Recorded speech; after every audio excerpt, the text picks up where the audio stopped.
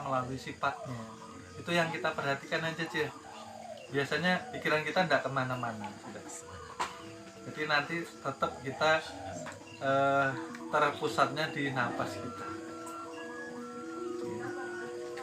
Mungkin seperti itu sih. Karena mungkin kemarin-kemarin sholat kita masih belum mengenal diri. Kalau sudah mengenal diri kan yaitu dikatakan ketika sholat kita tercengang melihat kebesaran Tuhan ya. Ketika kita berdiri Allahu Akbar, kita menyaksikan Tuhan nih. Karena Sayyidina Ali berkata seperti ini, saya tidak mau sholat ketika saya tidak bertemu Tuhan. Tapi itu tadi saya bilang, yang dikatakan sir rahasia ini sudah tidak boleh diucapkan sih. Kalau ketika sudah tahu dibungkus dengan diam kita yang paham. Yang dikhawatirkan orang yang belum mempelajari ini dikhawatirkan salah paham. Oleh sebab itu kan ya kita dipesan-pesani jangan sekali-kali kita mengaku-ngaku menjadi Tuhan, menjadi Nabi, jangan sekali-kali. Tapi tahu nih hakikatnya siapa. Ampun siapa ini, yang wujud siapa, yang ada siapa.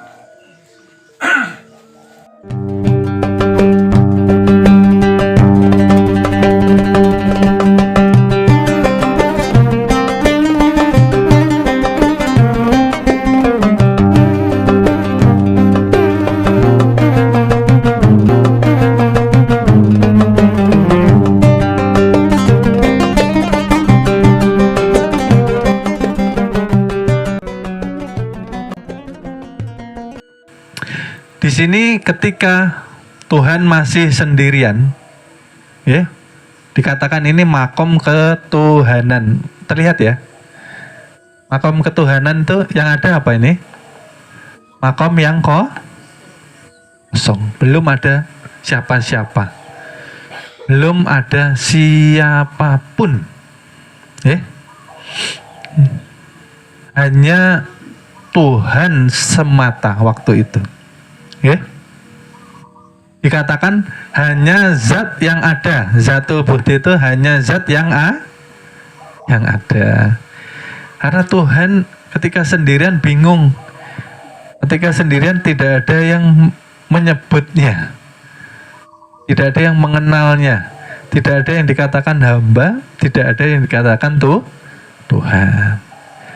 Lalu Tuhan ingin dikenal.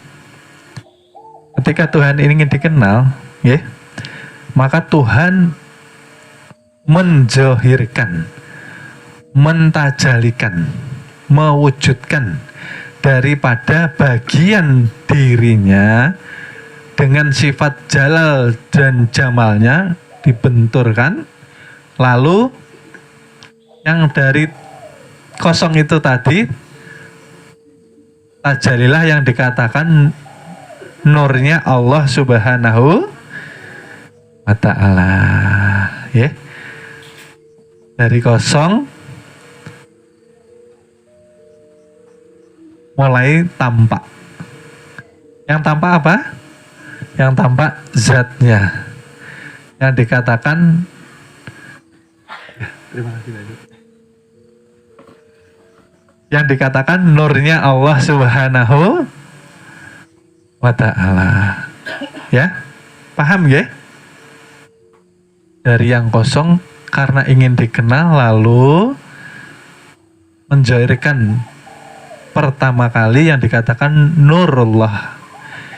Inilah yang disebut rahasia Tuhan, sir yang diberi asmanya siapa? Allah.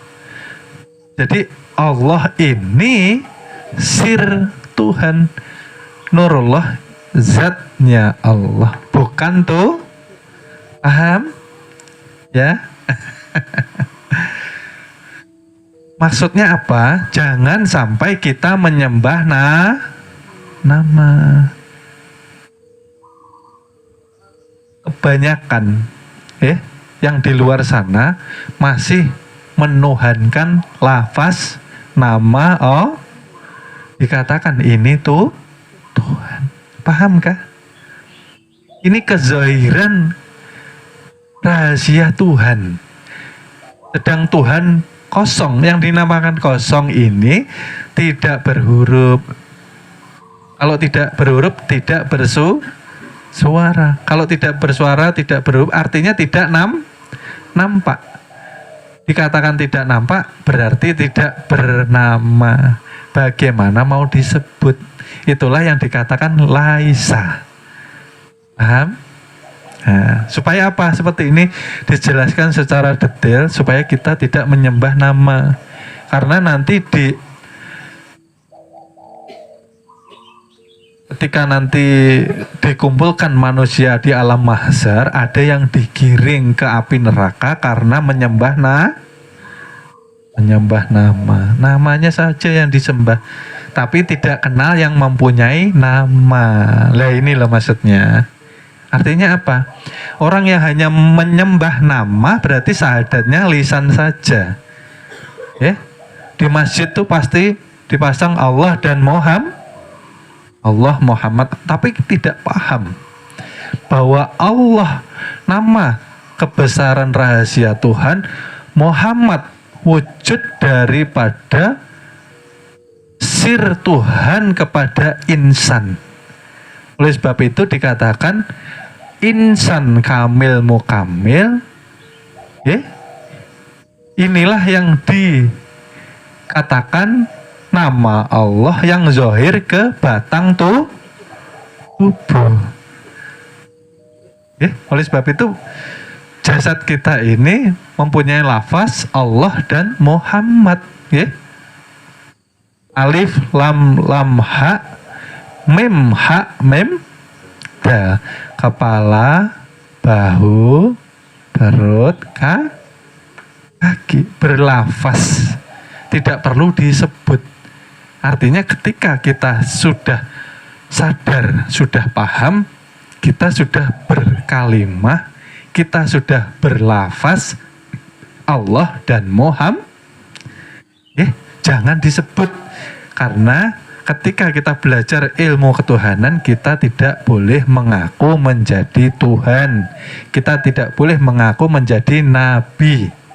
Ya, tetap nabi kita yang terakhir, yang paling mulia ialah junjungan nabi besar kita, Nabi Muhammad Shallallahu Alaihi Wasallam. Nah, ketika sudah zahir sir Tuhan, ya, lalu sir Tuhan ini tadi, ya, menjadi ruh sekalian alam semesta, ya. Lalu diambil perjanjian, ya, oleh Tuhan. Siapa Tuhanmu? Alastu birabbikum. Qalu bala syahid dana. Ya. Benar engkau ya Allah, engkaulah adalah Tuhanku. Lalu setelah diambil perjanjian, maka ruh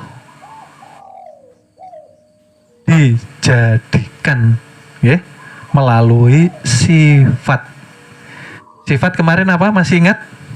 Ya, kalau sudah alif, nah ini baru bisa dilihat, baru bisa disebut karena sudah mempunyai sifat. Sifat itu yang bisa dilihat, ya, itu namanya sifat. Paham ya? Kalau zat tadi belum bisa contohnya di badan kita apa zat? Yang nyata adalah ruhani kita. Bisa dilihat? Tidak bisa. Ya.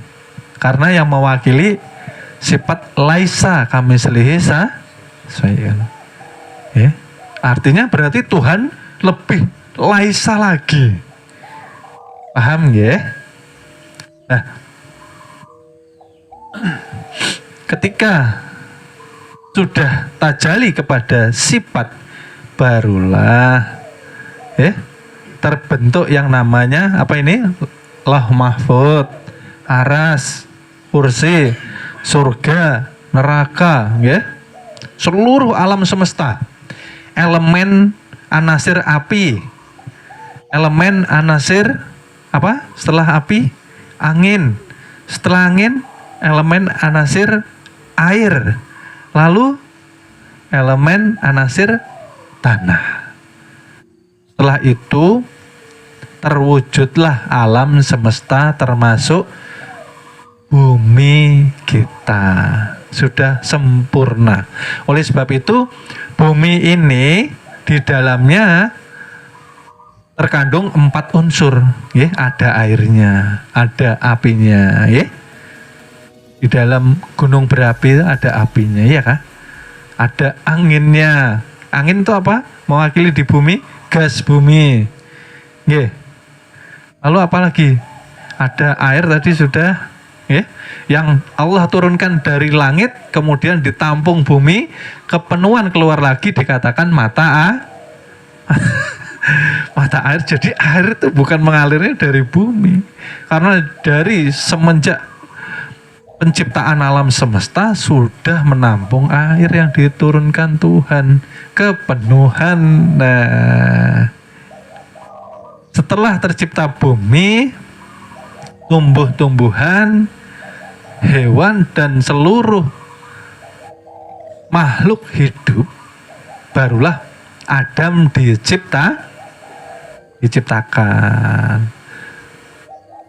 Perantaranya melalui ayah atau ibu. Ayah ibu atau tidak? Tidak. Berarti Tuhan mampu, ya? Mampu menciptakan manusia tanpa ayah dan Nah, kalau ditanya, bisakah melahirkan tanpa ayah dan ibu? Bisa. Yang mampu hanya Allah Subhanahu wa ta'ala. Penciptaan Adam alaihi salam. Nabi Adam kita sudah paham ceritanya, ya. Sekarang yang kita kaji ialah Adam hakiki. Okay? Yang tadi nama wujud artinya ada. Lawan katanya Adam. Mustahil tiada. Okay? Yang pertama secara syariat dikatakan Adam ialah jasad atau batang tubuh jasad atau batang tubuh kita ini secara syariat dikatakan Adam hakiki. Bukan Nabi Adam, ya. Ini ilmunya. Nah, ya. Adam hakiki inilah yang dikatakan insan kamilmu, insan yang maha sempurna. Nah, siapakah insan yang maha sempurna itu? Ialah rahasia diri Tuhan yang nyata, terang, dan jadi Tuhan itu nyata. Tuhan itu terang. Tuhan itu wujud. Karena apa? Kejadian jasad ialah ketika ayah dan ibu mengumpulkan air mani, air rasa, itu secara zohir. Air rasa itu karena secara zohir membentuk batang tubuh atau jasad badan jasmani dikatakan Adam, ya kan? Air dari ayah, air dari ibu ketika dikumpulkan melalui pernikahan yang suci, masuklah ke dalam rahim ibu atau dikatakan alam Nah, ini rahim ibu ini namanya alam kesucian. Nah, ini buat laki-laki. Oleh sebab itu jangan bermain rembu. Nah, tidak boleh, ya. Laki-laki tidak boleh main perempuan karena mempermainkan alam kesucian. Ya, betul, ya. Nah, kalau menikah ya menikah yang baik-baik. Jangan apa kalau dikatakan laki-laki yang Mohon maaf, akan kami lanjut ke episode berikutnya. Terima kasih.